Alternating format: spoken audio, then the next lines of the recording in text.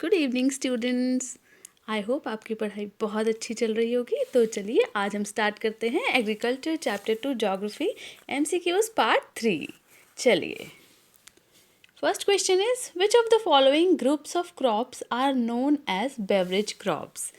इनमें से कौन सी ऐसी क्रॉप है जिसको हम बेवरेज क्रॉप कहते हैं। हमारे ऑप्शंस हैं castor seed and sunflower, peas and gram, cotton and jute, tea and coffee. तो बेवरेज क्रॉप है तो करेक्ट आंसर क्या रहेगा? Option D, tea and coffee. Okay, next one is India is believe to be the original home of which type of following fibre crops. India को इनमें से कौन सी फाइबर क्रॉप का ओरिजिनल होम कहा जाता है? हमारे ऑप्शंस हैं कॉटन, जूट, हेम्प और सिल्क। तो करेक्ट आंसर है ऑप्शन ए, कॉटन। इंडिया को कॉटन का ओरिजिनल होम कहा जाता है। चलिए, next one is arabica variety of coffee was initially brought to India from which of the following countries. जो कॉफ़ी की वेराइटी है अरेबिका, उसको इंडिया में कौन सी कंट्री से लाया गया था? हमारे ऑप्शंस हैं यमन, वियतनाम, जापान और कोरिया। तो हमारा करेक्ट आंसर है option A, Yemen. Alright, next one is what is primitive subsistence farming known as in northeast states like Assam, Meghalaya, Mizoram and Nagaland? वो बोल रहे हैं कि जो नॉर्थ ईस्ट स्टेट्स है हमारे असम, मेघालय, मिजोरम एंड नागालैंड, वहाँ पर प्रिमिटिव सब्सिस्टेंस फार्मिंग को क्या कहा जाता है? हमारे ऑप्शंस हैं हॉर्टिकल्चर, पेंडा, झूमिंग और मिल्पा। तो करेक्ट आंसर है ऑप्शन सी, झूमिंग। झूमिंग को नॉर्थ ईस्ट स्टेट में प्रिमिटिव सब्सिस्टेंस फार्मिंग को झूमिंग कहा जाता था। Okay, next one is which of the following is practised in areas with high population pressure on land. ठीक है, ये बोल रहे हैं कि जो हाई पॉपुलेशन प्रेशर यानी जहाँ पर बहुत ज़्यादा पॉपुलेशन होती है वहाँ पे किस तरह की फार्मिंग होती है।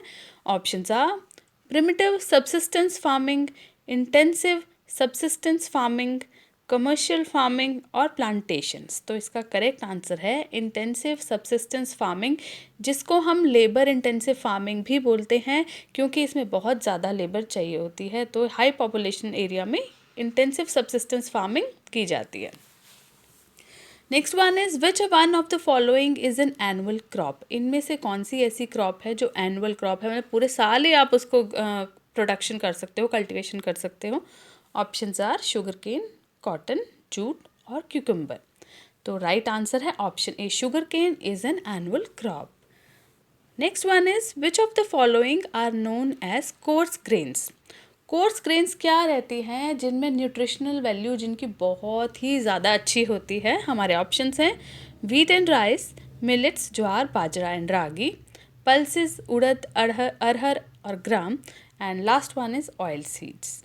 तो जिसकी वैल्यू न्यूट्रिशन वैल्यू बहुत ज़्यादा है, कोर्स ग्रेन्स जो हैं वो हैं option B, millets, jowar bajra and ragi. ये क्वेश्चन हमने पहले एक बार भी किया हुआ है कि कौन से हमारे पास न्यूट्रिशनल वैल्यू ज़्यादा होती है जिनकी।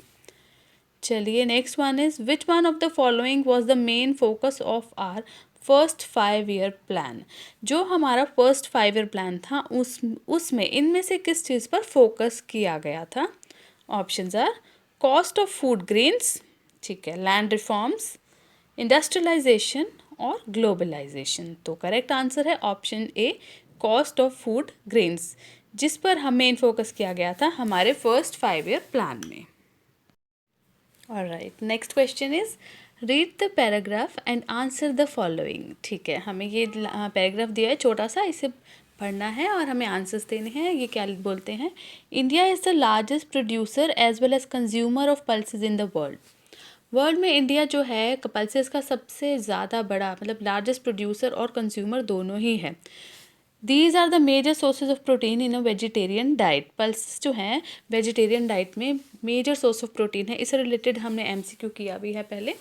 तो क्या क्वेश्चंस पूछते हैं? What are pulses also called as.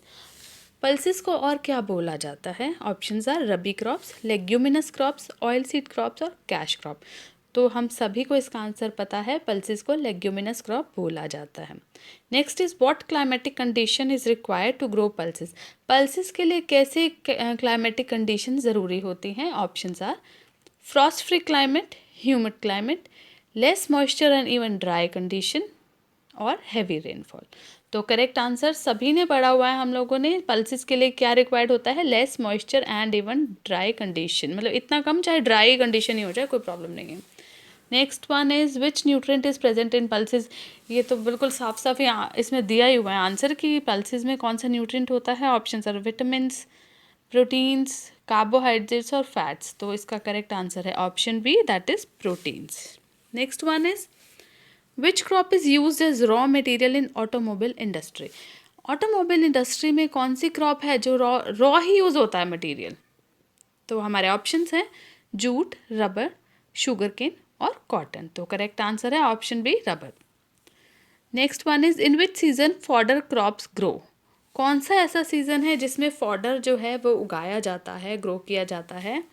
Options are zaid season, rabi season, kharif season और मॉनसून सीज़न। इसका करेक्ट आंसर है ऑप्शन ए, ज़ैद सीज़न। बिल्कुल इजी इजी क्वेश्चंस आ रहे हैं, मुझे लगता है आप सभी को इसके आंसर पता ही होंगे। Then how many cropping seasons does India have. ये तो बिल्कुल ही ईजी है, सभी को आंख बंद करके मतलब पता ही होगा। इसका आंसर है option B, 3 seasons are there. Next one is which of the following crops are grown with the onset of monsoon and are harvested in the month of September और अक्टूबर। ये भी हमारे पिछले जो MCQ की video थी part 2, उसमें ये क्वेश्चन आया था। तो आपको ये बताना है कि कौन सी ऐसी क्रॉप है जो मानसून, जैसे ही मानसून आता है उसी टाइम उसको ग्रो किया जाता है और सितंबर अक्टूबर में हार्वेस्ट किया जाता है। इसका करेक्ट आंसर राइस है, ये सभी को पता है। Last one is which of the following are plantation crops.